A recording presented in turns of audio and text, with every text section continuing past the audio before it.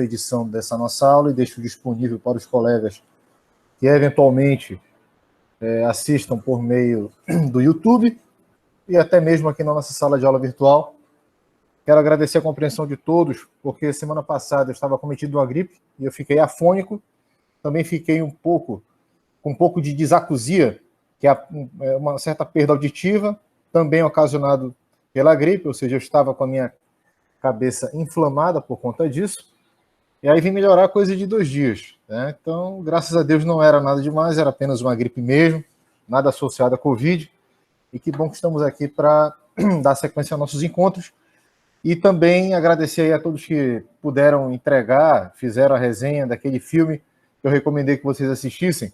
Né? Quem ainda não entregou, por favor, aproveite esse fim de semana para assistir e me entregue até domingo, tá bom? Vale a pena, muito mais pela questão de você assistir do que propriamente da resenha em si, porque a resenha, na verdade, quer saber apenas se você entendeu o mote do filme, né? Então, você tem um problema ali de precificação de dano ambiental, né? Interessantíssimo. Além das questões de cunho ético, né? Que o filme trata, né? E o filme lhe conquista exatamente no primeiro momento, né? Que você vê o advogado adentrando o tribunal para o julgamento do cliente dele, em que ele descreve, do ponto de vista econômico, qual é o melhor perfil de cliente que ele prefere ter à luz daquelas circunstâncias, naquele momento em que vivia a sociedade norte-americana e também no que se dá o contexto do filme, né? A história é similar à do filme da Erin Brockovich, não sei se vocês já assistiram, que também perpassa por um problema que envolve a questão ambiental, contaminação de lençol freático por conta de produtos tóxicos que vinham de um curtume. Era Chromex Valente, eu assisti esse filme também, muito bom. Muito bom, né?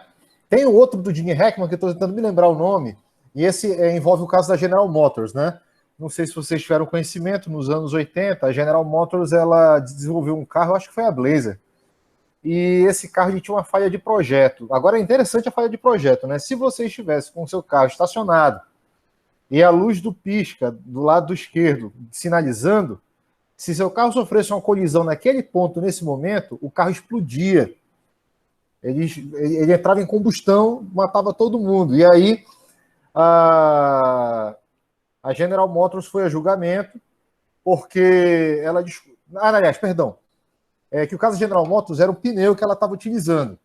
E esse pneu, a uma certa velocidade, ele explodia. Desculpa, eu acabei confundindo a história real com a história que foi feita no filme.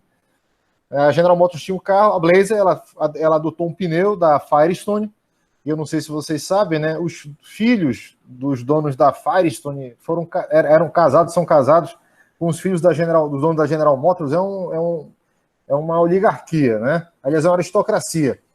É uma família que tem parceria desde o início do século XX até agora.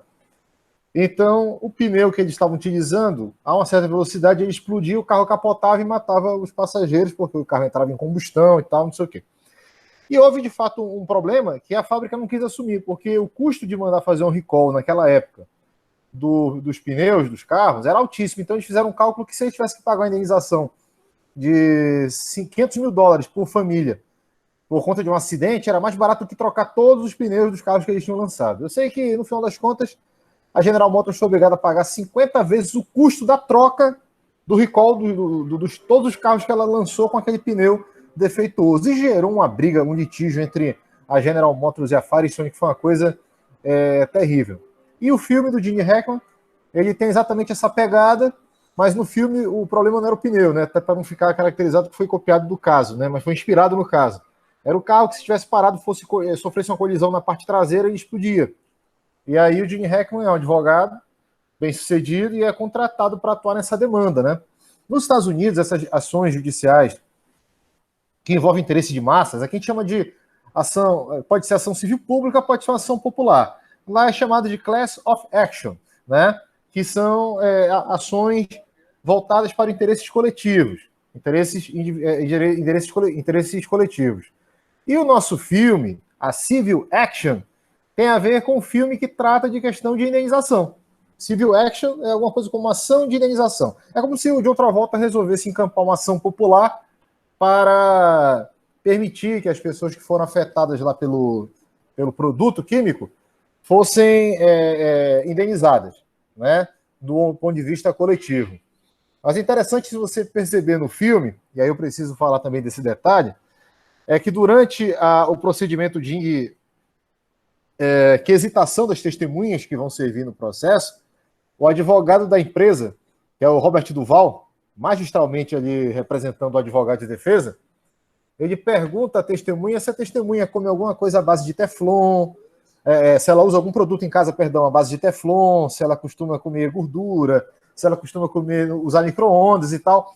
E se você parar para pensar, as perguntas que ele faz têm alguma pertinência, porque todas elas são meios pelos quais a pessoa, se não tiver o devido cuidado, pode adquirir câncer. Ou são situações do dia a dia que, se você não tiver o devido cuidado, poderá vir desenvolver câncer, né? Como, por exemplo, o Teflon que escapa das panelas e que, porventura, você acaba ingerindo na comida ali, uma lasquinha pequena, todo dia um pouco, né? Quando você vai ver, você está com um problema. E era intimidador a postura dele, tinha a ficha dela, da testemunha, isso que era assim, para intimidar ela a induzir a resposta que ele queria ter. Também isso tinha isso. Você comprou isso, você comprou aquilo nos últimos meses, não sei o quê. Exato. Eles tinham o levantamento. E isso acontece porque na sistemática do processo norte-americano, antes que você vá a juízo, você é obrigado a passar por esse... dela. Isso você é intimidador ali na hora do depor também. Sim, mas você tem que saber com quem é a testemunha. Tanto por isso que no sistema de júri, você, assim como no nosso, você pode escolher quem será o jurado. Só que os caras vão num nível assim de saber quem é a pessoa, o que ela fez, se ela tem no SPC, aonde é que ela frequenta, qual a tendência política dela, a religião dela. O negócio não é brincadeira, não. Os caras levam muito a sério. Aí eu vou explicar o porquê. É que nos Estados Unidos, a mão lá, na hora de condenar uma indenização, ela é pesadíssima. Então, além disso, o processo não é como o nosso aqui. A jurisdição não é gratuita. Você tem que pagar para demandar uma ação em juízo. E aí existe uma outra questão. O advogado, ele praticamente é seu sócio na demanda. Mas é ele que geralmente, às vezes, banca o processo, porque o processo tem custos, e são custos elevadíssimos.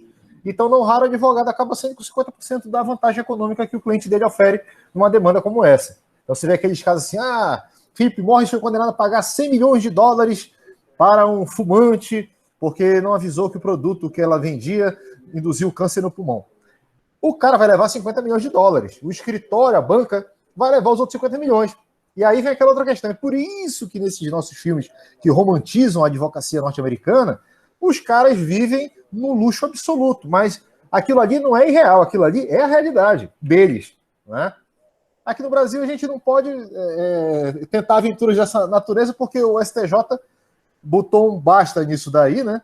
E criou tetos para determinado tipo de indenização. Eu, na próxima aula, me comprometo com vocês, está no arquivo aqui comigo, mostrar algumas tabelinhas que vieram do STJ com relação à indenização. A maior indenização que o STJ estima o pagamento é de 500 mil reais, R$500 milhões. Os casos de óbito decorrente de má prestação de serviço médico. Não mais do que isso. Se você estiver dando moral puro, vai ficar aí na casa aí dos 100 mil reais no máximo. Você está entendendo? Isso para fixação. Isso não quer dizer que a correção incidente sobre o valor da condenação vai ficar estanque nesse teto. Ela vai ter a sua progressão. Mas é que no Brasil nós temos tetos econômicos para determinados tipos de ação indenizatória ou para determinadas civil action. Olha aí que legal, né? Mas que bom que alguns de vocês gostaram aí do filme. Eu não sei se alguns já conheciam o filme, já assistiam. Outra coisa que me chamou muita atenção foi a trajetória que ele tinha de sucesso antes que ele calculava todos os ganhos que ele poderia ter com um tipo de clientela que ele era um advogado, porque lá também tem essa questão de você ser específico em um tipo de situação para você ser advogado. Você só advoga para questões de acidente ou você tem que se especializar bastante. E outra questão, a trajetória da falência do escritório, toda aquela questão consumido pelos custos absurdamente altos para ele obter as provas geológicas, que era uma perícia muito complexa, muito ampla e uma causa muito remota. E no primeiro momento ele entra num processo desinteressado, e por a casa para o carro lá recebe até uma multa e verifica lá a possibilidade de obter lucros, tendo em consideração o balanço das empresas que estavam sediadas ali, que prestavam a Grace, né, e tinha aquela outra do Curtume, mas a Grace era que tinha maior patrimônio. Então, ele cavou a própria, como é que eu posso dizer? A própria cova, isso mesmo. Cova da carreira dele. Exato, E dos colegas.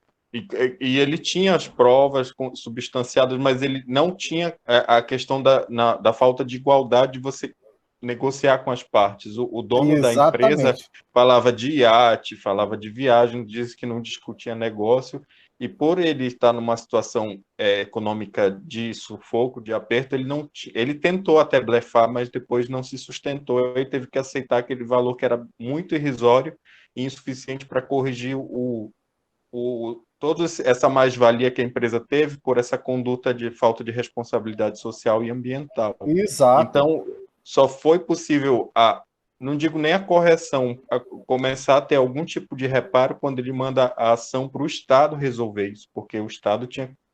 Só que também tem outra questão. O poder de armas do Estado é maior, mas ele também já tinha produzido boa parte das provas envolvendo os recursos que ele dispunha e dos sócios também. E aí não sei se o Estado né? sozinho poderia produzir também esse tanto de prova em tanto pouco tempo, não sei. E aí você tem umas questões interessantes, tanto do ponto de vista técnico quanto do ponto de vista ético, né? O ético porque ele acreditou na causa, ele entendeu que aquilo ali, a despeito do ganho econômico que ele poderia ter com a demanda, ele acreditava que aquilo ali tinha futuro. A primeira sedução dele foi isso. O primeiro momento foi a sedução da possibilidade de ganho. Depois ele migrou para uma preocupação humanitária, só que ele se ferrou, né, economicamente. Sim. Assim, depois não fica claro se ele se recuperou, e inclusive ele foi para a área ambiental, tudo. Sim. Se especializou nisso. Mas foi uma trajetória de decadência econômica para ele, né? Mas ele moralmente cresceu enquanto ser humano. É uma coisa que está bem explícita. Foi morar em flat de subúrbio, aquela coisa toda. Mas ele não desistiu em nenhum momento. Eu costumo dizer que esse filme é o paralelo da Erin Brockovich, né? A Erin Brockovich tem uma pegada assim mais... é na mesma linha do processo, tal, mas ela foi um pouco mais romantizada porque tem a Julia Roberts, né, o Albert Finney no filme e tal, mas o pano de fundo é o mesmo. É a questão ambiental do curtume, né, que contaminou o lençol freático e tal, e no caso de John Travolta, é uma ficção, né, porque a causa em si ela não existiu, e no caso da Erin Brockovich é uma biografia, né? De fato ela existiu e de fato foi a ação que levou ela a se tornar sócia do escritório, porque diferentemente do que acontece aqui no Brasil, né? Você só pode ser sócio do escritório de advocacia se você for advogado, com inscrição nos quadros da ordem e com inscrição da Sociedade de Advogados na OAB seccional onde você tem o seu escritório sede. Agora, lá nos Estados Unidos, não. Se você for a secretária do escritório, pode ser chamada para ser sócia do escritório, né? Isso aí, quanto a isso, não há problema na legislação norte-americana. Como agora aqui no Brasil, recentemente, e aí, sem falsa modéstia, através de uma ação que nós ajuizamos, nós garantimos que nos quadros societários de escritórios de contabilidade, você pode vir a ter um sócio leigo, que não tenha formação em contabilidade. Claro, os outros sócios, obrigatoriamente, sim. Ao menos um tem que ser formado em contabilidade, mas o outro sócio não é obrigado. Né? Eu espero que a gente consiga avançar um pouco mais nessas questões societárias aqui, né? Não sei se a gente vai continuar ainda refém de conceitos de que a advocacia não pode se aproximar muito do mercantilismo. Eu também concordo que, sob certo aspecto, não deve, mas eu acredito que os tempos são outros e nós temos que encontrar ferramentas para alavancar e melhorar os ganhos da classe, né? Um universo de 1 milhão de advogados que nós temos hoje no Brasil, 1 milhão de advogados no Brasil, né? E um poder judiciário que enfrenta a todo tempo problemas de aumento no estoque de ações, morosidade, onerosidade, imprevisibilidade. Isso torna a atividade do advogado um pouco complicada, né? E você acaba correndo para aquelas ações que, do ponto de vista pragmático, elas são mais céleres de serem resolvidas porque são questões, às vezes, de menor complexidade ou menor potencial econômico e que se resolvem no espaço de meses. nos juizados especiais de pequenas causas, né?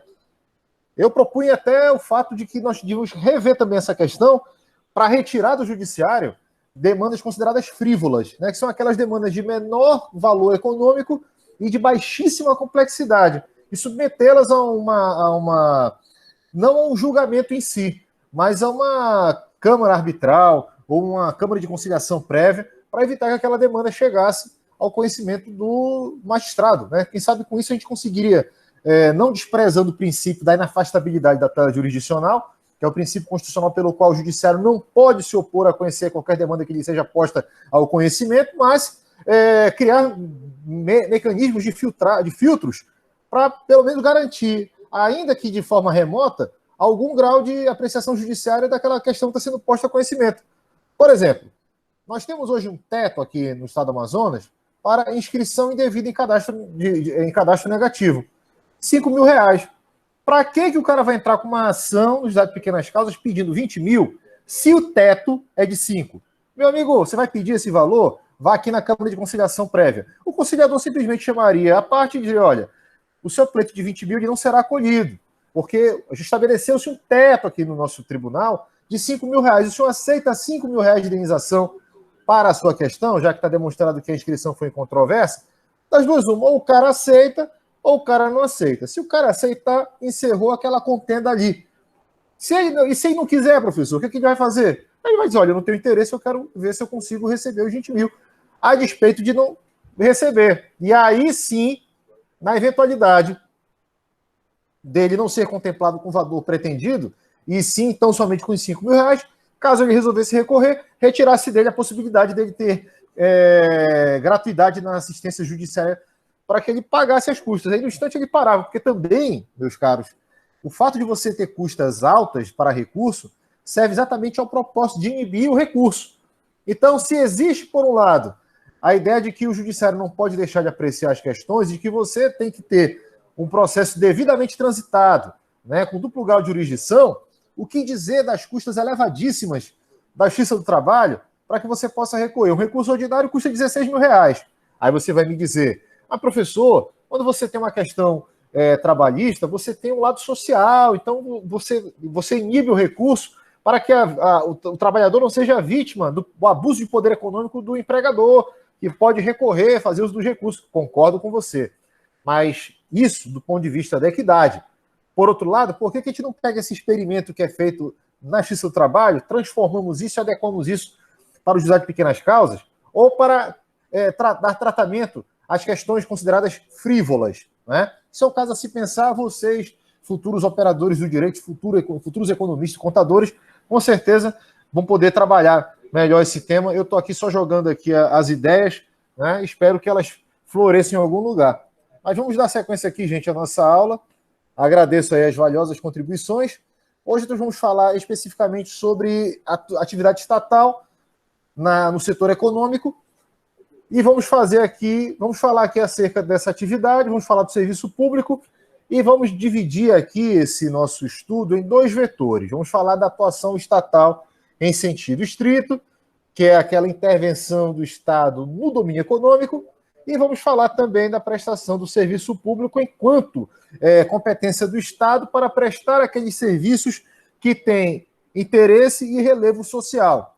Transporte, saúde, educação, entre outros. Tá certo?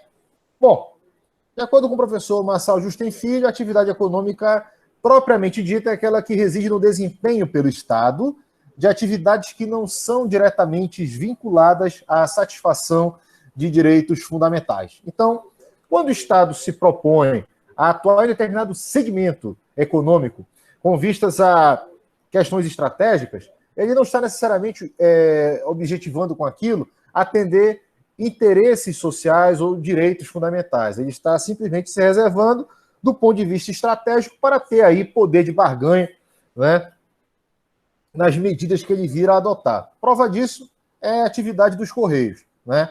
A atividade dos Correios é um serviço dado em caráter monopolista, só o Correio pode entregar cartas, mas já há algum tempo as pessoas não fazem uso de cartas para se comunicar. Por quê? Porque a atividade do Correio ela é uma atividade que tende à obsolescência.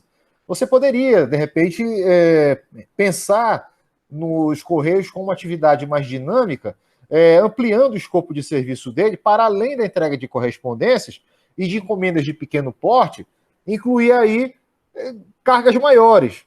Mas, infelizmente, ao que parece, o Estado não tem interesse em fazer esse tipo de investimento, de modo que é muito mais razoável para ele privatizar os Correios, e aí o que acontece numa privatização? Toda a estrutura que o Correio possui, ela será trinchada pela empresa ou pelo consórcio que adquirir os Correios, e, num primeiro momento, aquilo que pode parecer um bom negócio para o consumidor, para aqueles que estão mais distantes do centro de distribuição, não vai haver muita alteração no custo do frete da entrega das encomendas e mercadorias que forem adquiridas utilizando o serviço que será privatizado, né? Mas também é o caso de se pensar, do ponto de vista também de infraestrutura, da criação de hubs, né? Ou seja, supondo que o Correio seja privatizado, abre a obrigatoriedade da empresa que adquirir ou do consórcio que adquirir os Correios de implantar nas principais capitais do país os hubs, que são nada mais nada menos que centros de distribuição que vão receber determinadas encomendas ou determinadas mercadorias e vão distribuir para os centros que são mais próximos deles. Com isso, a gente teria aí, a rigor, essa desvinculação de tudo que vem para cá, ou vem do Sudeste, ou vem do Sul. Porque aí você chega, vai no Mercado Livre para comprar um produto, tem lá, frete grátis. Aí, observação embaixo. Essa promoção não se estende à região norte, né? E a gente aqui acaba, às vezes, pagando muito mais frete do que o preço do produto em si para poder receber o produto. Aí não compensa, né? Então, isso são coisas que nós temos que repensar, né? Como aconteceu com o transporte aéreo, né? Que a princípio era atividade privativa do Estado e depois ele fez a concessão e otorgou aí a exploração da malha aérea para empresas particulares. Hoje, no Brasil, nós temos aí uma espécie de reestrutura, estamos tendo um reavivamento das empresas aéreas. Nós temos 3 atores atuando no Brasil hoje com regularidade, né? Que são a TAM, a Gol e a Azul, né? Eu não estou incluindo aqui as empresas menores, mas agora parece que para o próximo semestre entra também no circuito a Itapemirim. Vai prestar serviço de transporte, mas apenas para algumas localidades. Eu me recordo que a Azul, para os voos internacionais, ia fazer de Manaus, do aeroporto de Manaus, uma base para os voos saírem daqui do Brasil para fora. Isso baratearia muito o custo da viagem internacional nossa, por exemplo, para os Estados Unidos, para Miami, né? É onde o amazonense... São os 2 lugares que o amazonense vai, né? Quando não é Fortaleza, no Ceará, ele vai para Miami, né? Então, se encontra... É onde o amazonense se cria com bastante entusiasmo, né? Ceará, né? E Flórida. Muito bem. E aí, o que acontece? Na eventualidade de nós termos aqui não mais uma competição, mas uma exploração monopolista no serviço aéreo, isso não se torna interessante. Então, o poder público acaba abrindo para companhias privadas, como aconteceu, por exemplo, nos anos 90, no governo Fernando Henrique Cardoso, primeira fase, em que ele privatizou a Telebrás. Havia digamos assim, uma celeuma que isso ia acabar com o direito do brasileiro se comunicar e tarará. Não acabou, pelo contrário, entraram novos atores no mercado, a competição fez com que o serviço fosse gradativamente melhorando, e eu acredito que hoje não temos muito o que reclamar, né? Nossos reclamos, às vezes, se dão por conta da qualidade da transmissão de dados que os nossos telefones possuem, né? E isso também tem se tornado imperativo porque o gosto das pessoas também está mudando, né? Hoje você já quase não assiste televisão. Eu, semana passada, aqui em casa, mudei o plano daqui de casa. A gente só tem alguns canais abertos e pacote de dados. Porque o pessoal daqui de casa, assim como eu também, já não assiste mais televisão. Né? Canal de televisão que eu assisto é o Discovery Channel, Discovery Turbo e o History Channel. Se eu quiser assistir alguma outra coisa, eu vou para a internet. Vou para o YouTube, vou para o Netflix, vou para o Amazon Prime. Você está entendendo? E não apenas eu. Muitos outros entraram nessa daí. E isto, efetivamente, acaba mudando também a demanda de mercado. Ou seja, se no princípio a preocupação era garantir melhores telefonemas, né, melhores ligações telefônicas, hoje em dia a preocupação é outra. É garantir o melhor aproveitamento dos dados que são colocados à disposição para vocês lidarem ao longo do mês, nos pacotes que são oferecidos, né? Mas eu vou falar uma coisa aqui para vocês, gente. Não há nada melhor neste mundo que concorrência. E eu sou um defensor da concorrência, da livre concorrência, porque ela melhora substancialmente a prestação de serviço. Se você for num lugar e não gostar do serviço, você vai dizer, olha, eu não gostei desse seu serviço. Agora, num ambiente onde você não tem atividade concorrencial, é um negócio complicado. Semana passada eu tive que ocorrer pegar uma encomenda que não chegou no meu endereço, estranhamente. E aí, chegando no correio, o atendimento ao público só é das 9 da manhã às 12 horas. Se você chegar antes das 9, está fechado. Se você chegar meio-dia e 1, você não entra. É um negócio complicado, porque você está pagando para ter aquele serviço à sua disposição, mas como se trata de uma empresa estatal, você tem que se submeter às regras que os estamentos da companhia possuem, né? E aí você não tem para quem reclamar. Tá certo? Esses aí são apenas algumas considerações iniciais acerca do tema. Mas, prosseguindo, eu não sei se eu consegui compartilhar com vocês aqui, eu acho que não, mas eu vou compartilhar agora. Eu esqueci de compartilhar, peço desculpas. Vou compartilhar aqui a janela. Pronto, agora todo mundo aqui vai ver o slide, né, que é o primeiro slide do qual estou falando há pouco, né, e que trata aí, slide número 58, que trata dessa nossa apresentação introdutória. E no slide seguinte, nós temos aqui o conceito, né, do Marçal Justem Filho acerca da motivação do monopólio. Tá? O que diz o professor Marçal Justem Filho? Que a Constituição afastou a livre iniciativa e a livre concorrência, ou seja, ambientes onde não pode haver outro ator agindo, né, em relação a certas atividades em virtude da sua relevância política e econômica. As atividades referidas no artigo 177 não são destinadas a satisfazer direitos fundamentais. No entanto, foram reservados ao monopólio estatal, porque podem produzir reflexos sobre a soberania nacional ou outros valores essenciais. O monopólio estatal reflete, portanto, uma decisão política. E aí, eu trouxe aqui o artigo... Cadê?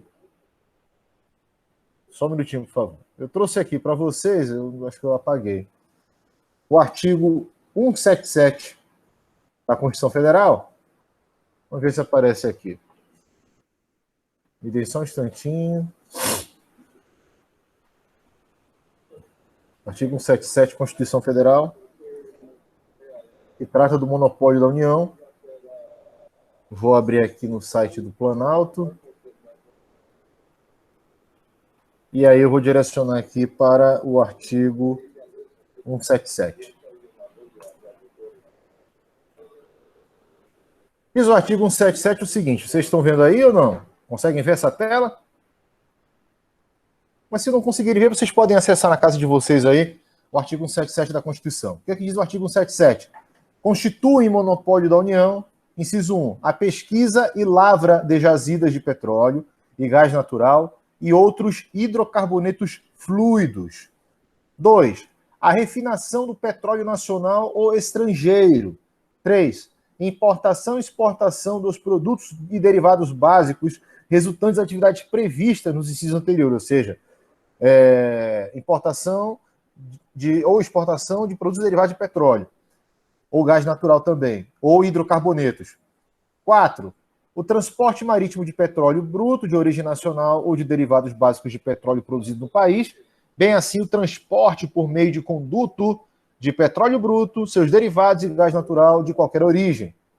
5º, a pesquisa, a lavra, o enriquecimento, o reprocessamento, a industrialização e o comércio de minérios e minerais nucleares e seus derivados, com exceção dos radioisótopos, cuja produção, comercialização e utilização poderão ser autorizadas sob regime de permissão, conforme as alíneas B e C, incisos 23 do caput do artigo 21 desta Constituição.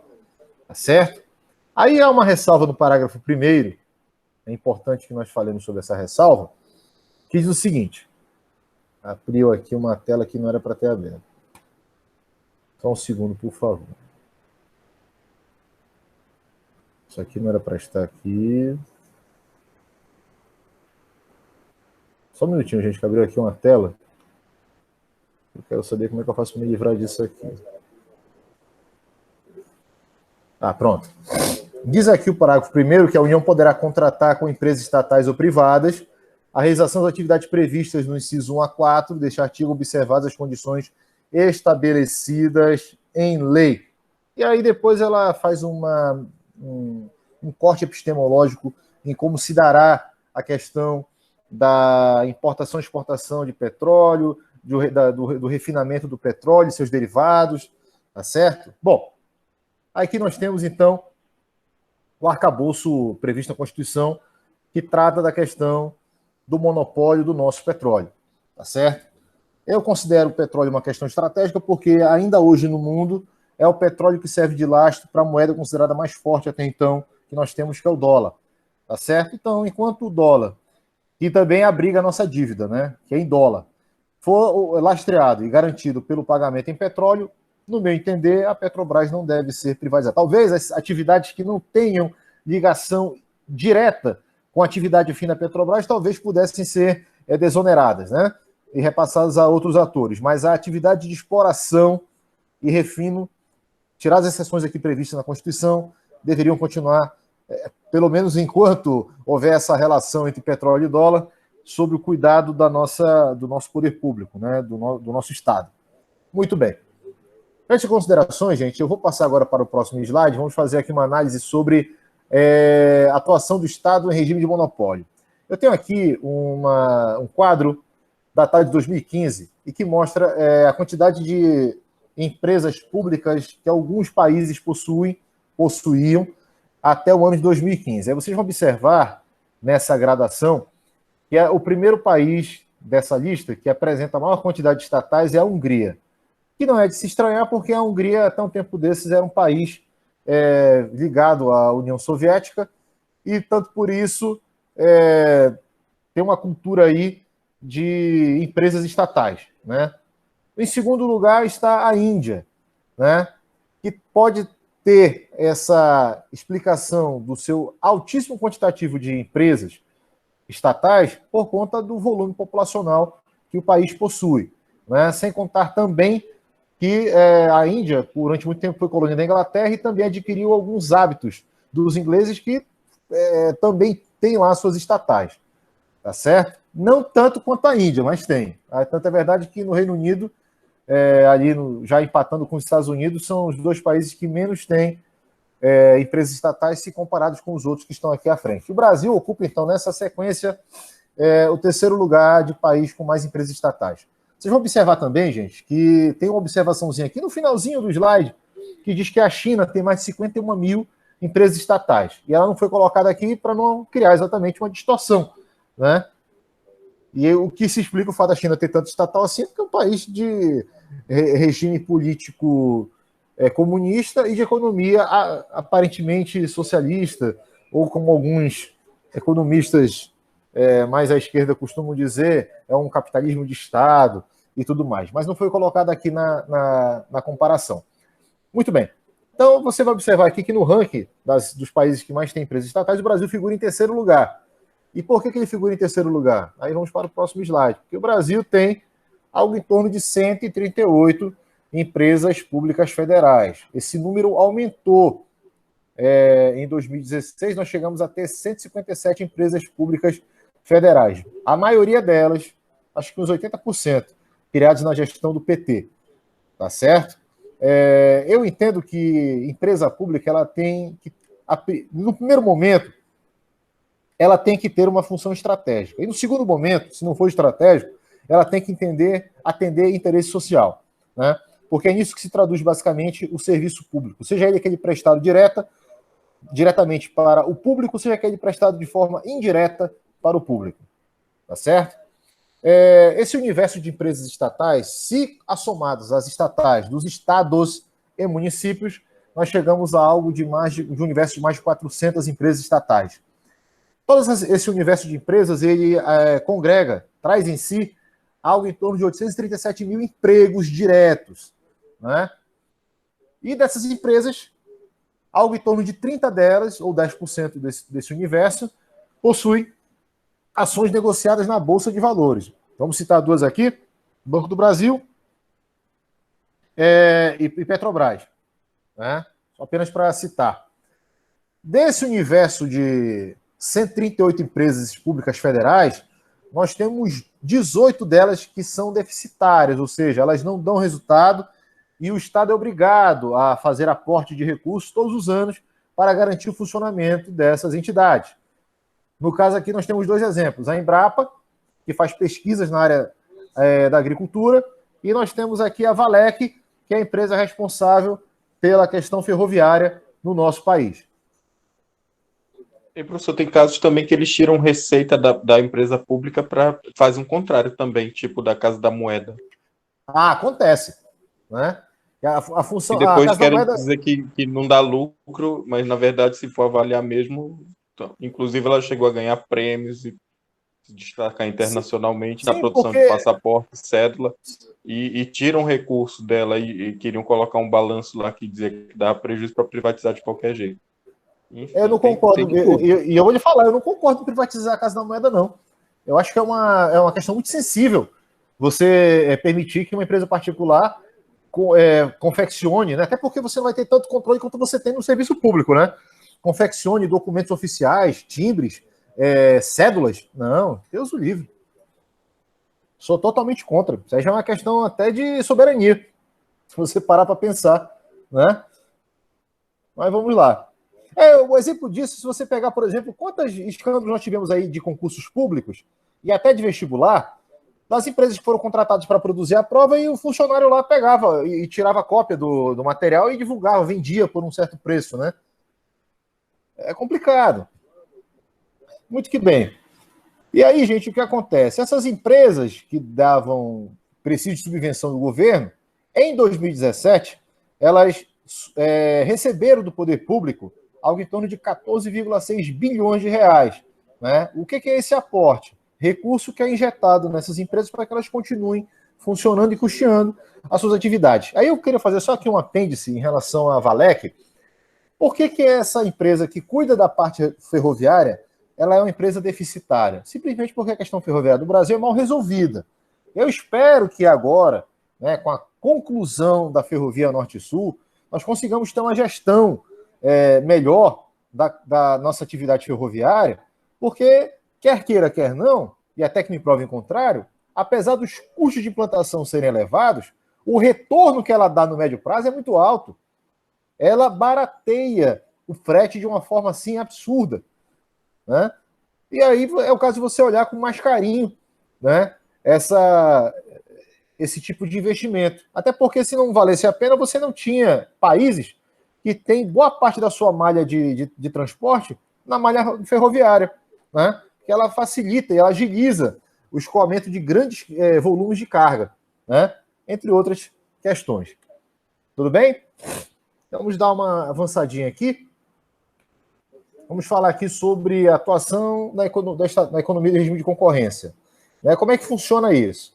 Tá certo? A concorrência, basicamente, ela é um modelo de produção capitalista e utilizado com muita frequência por atores privados. Mas o poder público pode se imiscuir nesse campo? Pode, né? Reservando para si o monopólio ou atuando estrategicamente no setor como concorrente, né? Observem que nós vimos há pouco que no Brasil nós temos as empresas de transporte de combustível.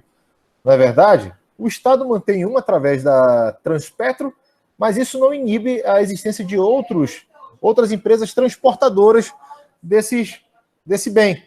Tá certo? E isso existe para quê? Para que haja pelo menos um controle dos preços que são praticados com relação ao transporte, que é onde está exatamente o gargalo do alto custo do combustível para nós.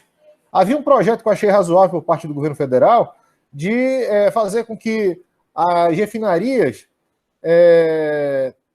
salvo engano, o transporte fosse feito da refinaria diretamente para o posto, né? Para eliminar uma etapa aí do processo de circulação do combustível. E isso traria alguma redução nos custos. Mas parece que a coisa também não avançou, foi uma pauta que não avançou no Congresso.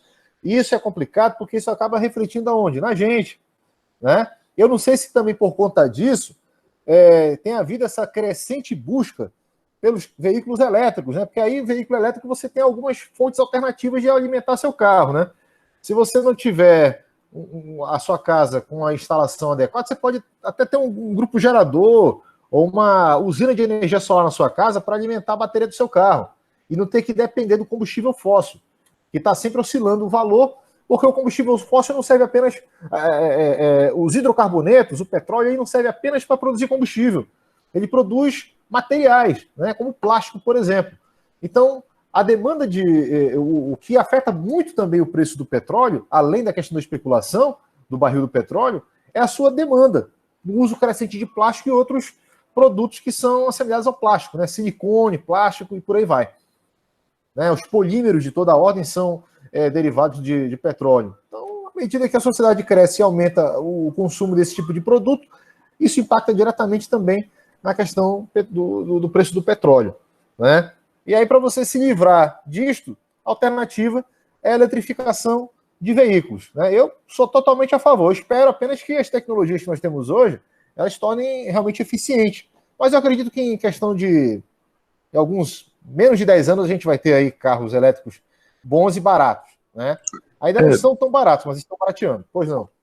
Opa, professor, inclusive é até mesmo um plano da Volvo, né? Interromper toda a sua produção movida a combustão para produzir carros elétricos em um plano. Imagine o seguinte, os caminhões são os maiores consumidores de combustível, né? Consomem diesel, jogam altas quantidades de enxofre na atmosfera. Por mais que você use diesel com menor distribuição de partículas de enxofre, né? E você tem o diesel, não sei se vocês sabem essa regrinha, né? O S500 é 500 partículas de enxofre por uma quantidade específica lá de combustível. Já o S10 são apenas 10 partículas de enxofre pela mesma quantidade de combustível. Então o S10 ele é ecologicamente melhor do que o S500, que era o diesel antigo que a gente utilizava. E, obviamente, se você tem uma empresa do porte da Volvo, né, sueca, investindo, apostando na produção de caminhões elétricos, tenha certeza que não vai demorar muito para que isso vire uma tendência. Até porque qual é hoje a maior reclamação que nós temos aqui do nosso caminhoneiro, né, que é responsável aí pela distribuição de tudo que se produz no Brasil, tirando aqui a questão ferroviária, que não é uma questão, para nós ainda é uma questão polêmica. É o diesel. Né? Agora imagina, se ele não puder mais reclamar, se ele não tiver mais que reclamar do diesel, qual o impacto disso na redução do custo do frete? Porque boa parte do frete é calculado em cima do preço do combustível. E se você agora vai ter um valor ínfimo pelo consumo de eletricidade, para quanto vai cair o preço dos produtos? Né? O preço do frete? Aí vale a pena. Né? Muito oportuna a sua colocação aí, viu? Muito bem. Aí vamos falar, né, que o Estado pode fornecer alguns bens essenciais, né, mas isso daí em regime de concorrência, mas com a finalidade de estabelecer igualdade de condições com os demais agentes econômicos, como acontecia com a exploração de minérios, e aí o Brasil resolveu, na década de 90, privatizar a Vale do Rio Doce, e hoje a Vale do Rio Doce é um gigante brasileiro, uma multinacional brasileira, administrada pela iniciativa privada, e com excelentes resultados. Eu não tenho o que reclamar, até porque na época que houve a crise de... nem tão bons, né? Com Mariana, Brumadinho, não sei se foi tão bom. Então, não, vamos lá. Isso aí são as mais-valia social e ambiental, falta de responsabilidade de gestão. E privatizar aí você com 3% do valor e com dinheiro do BNDES ainda juros baixos, isso eu não sei se é muito bom, não. Vamos lá, deixa eu falar aqui. Eu vou me apropriar da sua fala daqui a pouquinho e vou explicar quando eu falo em bons resultados. Porque a empresa ela disparou. E aí, um indicador para mim que é satisfatório e permite falar sobre isso é que em 2008 eu tinha ações da Vale. E houve aquele problema nos Estados Unidos, do subprime, e eu perdi um valor expressivo. Eu perdi 1/4 do valor que eu tinha investido em ações da Vale do Rio Doce, eu perdi. Em contrapartida, 6 meses depois, esse valor que eu havia perdido foi recuperado, coisa que eu não consegui na Petrobras. Tá certo? Então eu acredito que boa parte desse resultado tenha se dado exatamente pela questão da gestão privada. Aí vamos falar das externalidades e da simetria de informações. Infelizmente, meu caro, no setor privado existe um negócio chamado assimetria de informação. Então uma empresa do tamanho da Vale do Rio Doce, que tem investimentos em Brumadinho e Mariana, por exemplo, e precisa gerar ganhos, o que ela faz com os seus gestores? Ela estabelece metas de redução de custos para poder, no final do ano, esses gestores receberem seus bônus. E essas metas elas impactam em vários nichos dentro da organização corporativa. No caso de Mariana e Brumadinho, as barreiras, né? E aí, com certeza, eu tenho certeza que em algum momento, de alguma reunião dessas empresas, ficou definido que deveriam reduzir os custos com tratamento de rejeitos, né? E nós sabemos que as barreiras eram feitas com rejeitos. Ou segurança das barragens também, né? Exato. Exatamente. E aí aparece aquele cara que disse, não, se essa barreira aguenta 5.000 metros cúbicos de pressão por metro quadrado, ela vai aguentar 6.000. Não faz muita diferença, não faz? Né? E aí, meu caro, nessa hora, os mecanismos de controle, né, de procedimentos operacionais da empresa não funcionam e você vê a tragédia que isso gera. Aí sim eu concordo com você. O avião cai por falta de combustível, que nem a Chapecoense também, para economizar. Isso aí. Quanto é que o avião consome de combustível? Ele consegue voar 2 horas. Então quanto é que você leva daqui para lá? 2 horas? Então bota só 2 horas de combustível. Só que às vezes o cara não considera que o vento contrário atrasa, né? O voo. Você tá certo. A mesma coisa com relação à barreira. Não, a gente reduz um pouco os custos com segurança, porque a gente vai ter um resultado melhor no final do ano, eu vou bater minha meta. Eu não vou longe. Vocês geraram um impacto irrecuperável, né? Histórico, cultural. Do ponto de vista histórico, eu estive, inclusive, em Mariana, meses após o acidente, eu fui passar férias com a minha família em Minas Gerais, e aí nós resolvemos passar a virada de ano novo exatamente em Mariana, no Centro Histórico de Mariana. Não foi em Mariana que aconteceu o incidente, foi a 25 quilômetros de distância, mas a cidade como um todo foi impactada. Se você entende, lojas que viviam do turismo fecharam, porque as pessoas não queriam mais ir até Mariana, entendeu?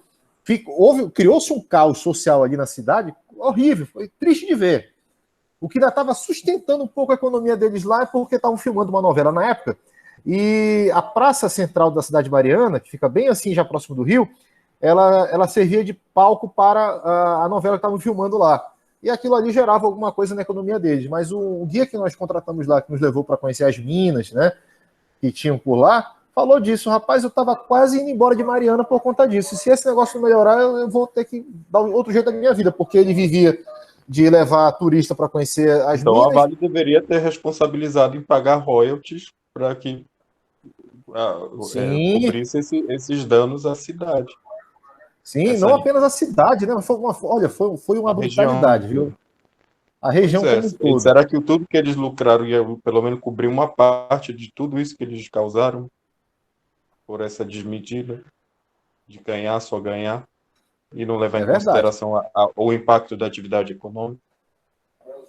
E olha, e para além da atividade econômica, a questão da vida humana, que foi tratada assim de uma forma, não dá nem para expressar aqui, né? Números. Números. Você está entendendo? E ficou por isso. Hoje, eles prestam assistência, né? As famílias e provavelmente tudo mais, saiu mais barato deixar morrer gente, acabar com tudo, do que realmente investir.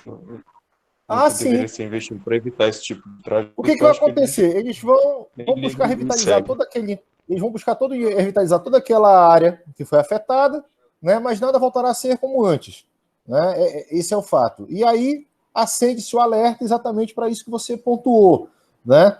Na busca de obter melhores resultados, você fecha os olhos para questões consideradas assim cruciais, como, por exemplo, a segurança das barragens, porque efetivamente elas estão ali para garantir que o rejeito não seja posto no meio ambiente e não afete a vida das pessoas, né? Muito bem. Mas a gente tem um problema parecido aqui com a Taboca, né? Em Presidente Figueiredo, acho que no quilômetro 107. Ainda tem, né? Porque eles ainda trabalham lá, né? Sim.